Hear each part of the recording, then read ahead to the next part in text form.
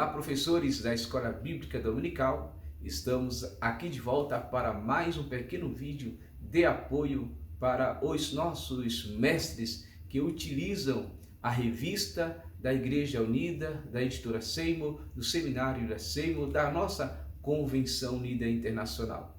Hoje gostaria de trazer para a nossa meditação, para a nossa reflexão, para a nossa apreciação, a importância dos subsídios.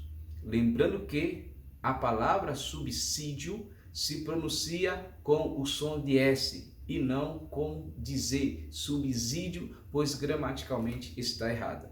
Gramaticalmente se pronuncia subsídio com a letra, com o som de S. Você já percebeu que em nossas revistas de professor da Escola Bíblica Dominical nós temos subsídios de várias naturezas. Temos os subsídios pedagógicos, que são dicas de como planejar uma aula, como que o professor pode dinamizar a sua aula. São ideias que esse aspecto, nós faremos outro vídeo sobre esse assunto, pois é um assunto muito importante e merece ter um tempo propício para esse assunto quanto aos subsídios pedagógicos. Mas eu gostaria de trazer para você a importância dos subsídios teológicos, dos subsídios históricos, dos subsídios devocional, aqueles que o professor trabalha diretamente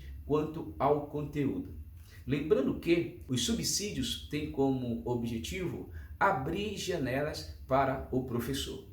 Não significa que ali você tem um assunto explorado, até porque é impossível nós termos subsídios longos, tem que ser mais objetivos, apenas te dando ideia de assuntos que podem ser abordados naquela temática. Quando o comentarista está escrevendo a revista, ele tem alguns pontos específicos e quando passa na mão do editor, ele acrescenta esses subsídios para que o professor tenha mais uma ferramenta de trabalho.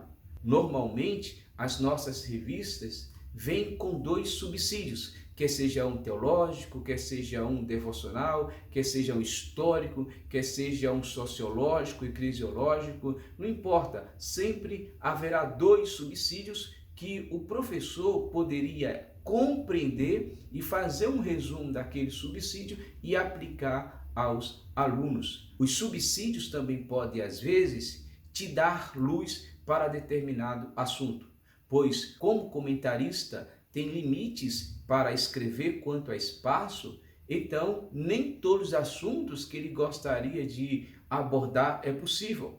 Isto fica para um subsídio, que está exatamente em um lugar estratégico. Então, os subsídios têm que ser utilizados de uma forma resumida. Utilize os subsídios, procure o assunto que foi abordado nesse subsídio, incremente a sua aula.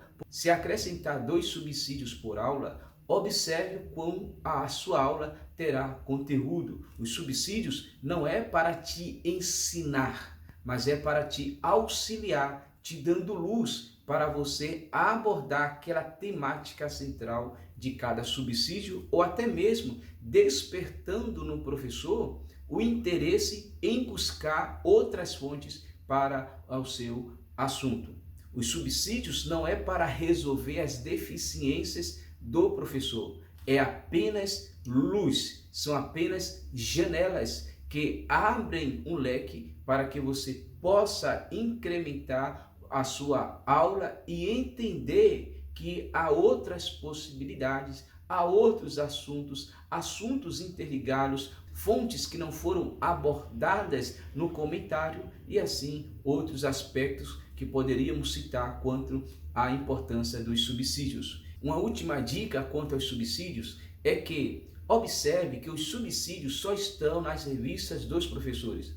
Isso significa dizer que não é coerente, por questão de tempo, que o professor leia os subsídios para os alunos. Na preparação da sua aula, ele já tem que saber como que vai inserir um conhecimento, um conteúdo a mais que possa ajudar na compreensão da temática. Não é para ele ficar lendo, não, porque como disse o subsídio, não, o dever de casa o professor já tem que fazer. Ele apenas vai falar a língua do aluno, traduzindo aqueles assuntos para que todos possam compreender.